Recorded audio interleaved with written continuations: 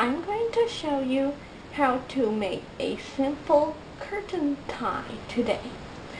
You'll need 2 to 3 rubber bands. Hair rubber bands work the best. You'll need 2 to 3 depending on the size of your curtain. And 1 washer.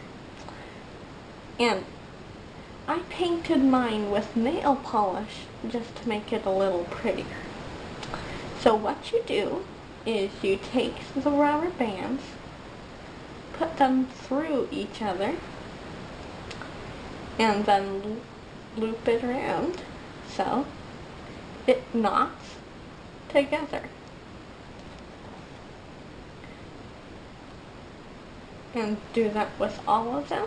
And then you want to take your washer, put the rubber band through, and do the same with the washer. And now you have a curtain tie.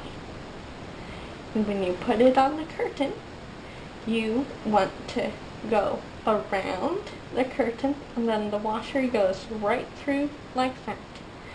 And you have a nice, pretty curtain tie that only takes a couple seconds.